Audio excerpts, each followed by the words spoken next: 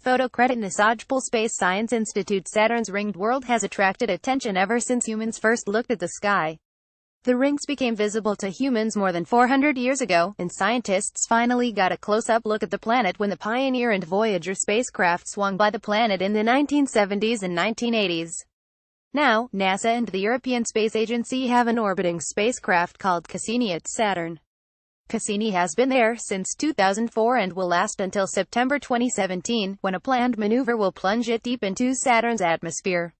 Here are some of the lingering mysteries at Saturn, according to Cassini Deputy Project Scientist Scott Edgington, who is based at NASA's Jet Propulsion Laboratory in Pasadena, California. As Cassini makes first grand finale dive, more Saturn mysteries remain. Photo credit NASAJPLSpace Science Institute. After more than a decade, Cassini still hasn't closed in on one of Saturn's fundamental properties: how long a day is in its interior, how long it takes to rotate all the way around. At first, scientists thought they could determine that length based on radio waves emitted by the planet, as they did at Jupiter. Jupiter sends out radio waves that sync with the planet's rotation, but Saturn's emission, called Saturn kilometric radiation, does not do the same thing.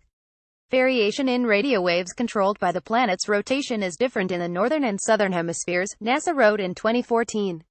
The northern and southern rotational variations also appear to change with the Saturnian seasons, and the hemispheres have actually swapped rates. In 2011, NASA said the variations in radio wave periods likely came from changes in high-altitude winds in both hemispheres. But it's still not known how long a day is on Saturn.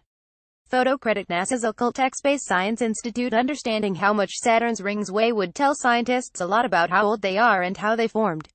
But in order to make a precise measurement of the mass of the ring system, researchers need to know more about Saturn's gravity and about the density of the rings. The data collected during Cassini's death dive into Saturn's atmosphere will help scientists get closer to answering this long-standing question. Photo credit NASAJPLSpace Science Institute. Particularly when a massive storm engulfed the northern hemisphere in 2010 and 2011, scientists saw lightning strikes on Saturn. Scientists were surprised to see lightning flashing during the day as well as at night, which showed just how strong the storms were, that the lightning was intense enough to see by day. One pictured flash was roughly as strong as the strongest lightning blasts on Earth.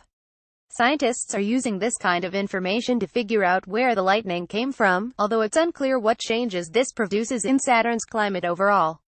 The flash is approximately 100 miles 200 kilometers in diameter when it exits the tops of the clouds, NASA wrote in 2012. From this, scientists deduce that the lightning bolts originate in the clouds deeper down in Saturn's atmosphere where water droplets freeze. This is analogous to where lightning is created in Earth's atmosphere. Photo credit NASAJPLSpace Science Institute. Author bio.